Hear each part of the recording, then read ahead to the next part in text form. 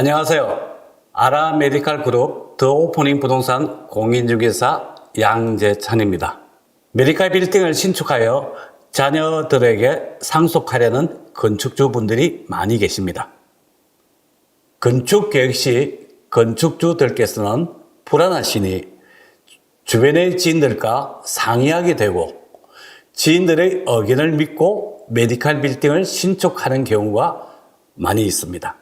주변 지인 중 메디칼 빌딩을 잘 아시는 분도 계시겠지만 대부분 메디칼 빌딩에 대하여 약간의 지식과 경험이 있지만 메디칼 빌딩을 직접 신축하는 경험이 부족하여 막상 메디칼 빌딩을 신축하면서 많은 시행착오를 겪거나 크나큰 오류를 범하는 경우를 최근 상담을 하면서 종종 보게 되어 오늘 유튜브를 촬영하게 되었습니다. 메디칼 빌딩을 신축하려는 건축주분들이 주의하거나 알아야 할 점에 대하여 다시 정리하여 말씀을 드리려고 합니다.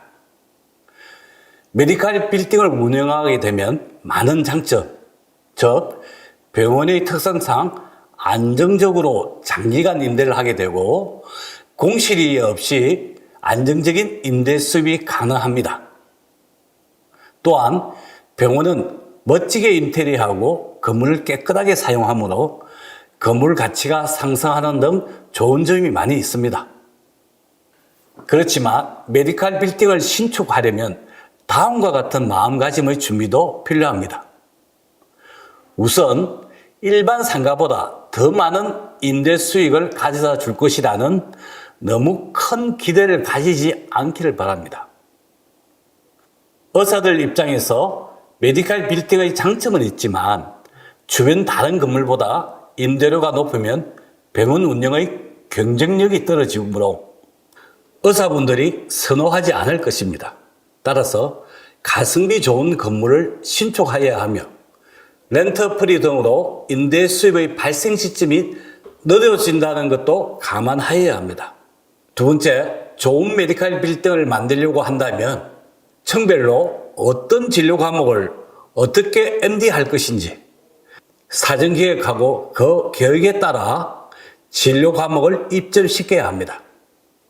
특히 내과 등 급여 진료 과목과 직객 효과가 큰 정형외과의 유치 계획을 잘 수립하여야 합니다.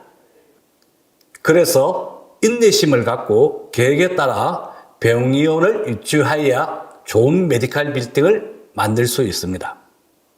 그러면 메디칼 빌딩 신축 시 주의할 점에 대하여 말씀드려 보겠습니다. 첫 번째, 층별로 가능한 넓은 전용 면적 확보가 필요합니다.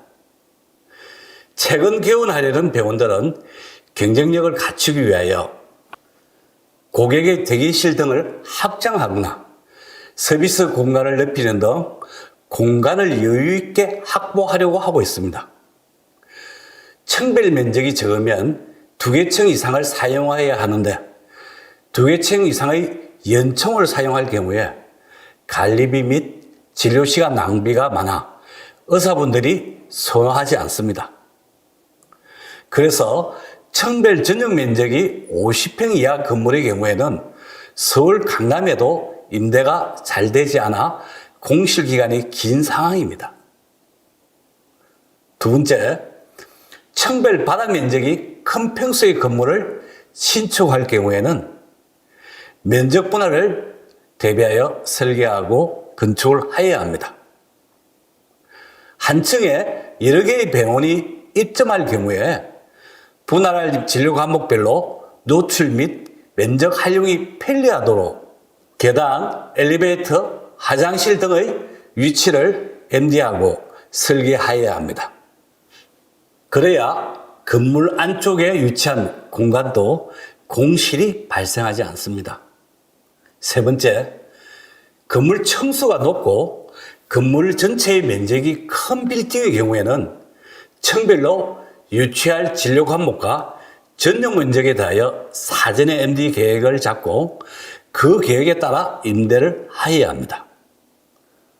꼭 저층 및 큰 면적을 선호하는 진료 과목이 있는데 급한 마음에 먼저 임대 신청한 작은 면적의 진료과목이 원하는 청수와 유치에 임대를 주게 되면 남은 공실을 임대하는 데 어려움이 많을 수 있습니다.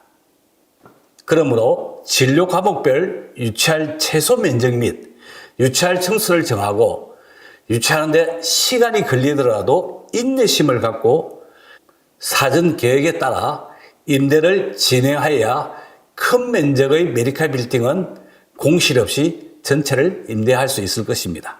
그리고 건물 지역 및 위치에 따라 유치할 수 있는 진료 과목과 면적의 한계가 있으므로 병의원으로 유치할 청수와 면적을 잘 판단하여 정하고 나머지 부분은 병의원과 잘 어울리는 업종으로 계획성 있게 임대를 함께 진행하는 것이 좋습니다.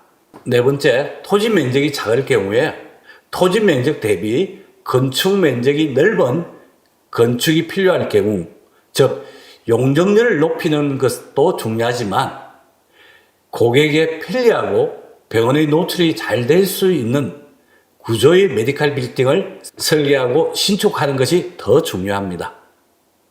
특히 용적률을 높이기 위하여 주차장 입구와 램프를 무리하게 설계하여 입차 및 출차가 힘들거나 주차가 힘든 경험을 한 고객은 다음에는 건물에 방문하지 않으려고 한다는 것을 잘 아는 의사들은 메디칼 빌딩의 주차 편리성에 대하여 매우 관심을 갖고 있으므로 설계할 때 필히 주의하여야 합니다. 다섯 번째, 처음부터 토지를 소유하고 있던 건축주는 본인이 소유한 토지만으로 메디칼 빌딩을 건축하려는 경향이 많습니다. 경쟁력 있는 메디칼 빌딩을 신축하려면 경쟁력 있는 전용 면적을 확보해야 되고 노출이 잘 되고 편리한 주차장을 만들려면 주변 토지가 필요할 수 있습니다. 건축할 때는 다소 부담이 되더라도 가능하면 필요 토지를 추가 확보하고 경쟁력 있는 메디칼 빌딩을 신축하는 것이 나중에 공실로 인하여 후회하는 일이 발생하지 않을 것입니다. 우리 속담에 반풍수 집안 망친다는 말이 있습니다.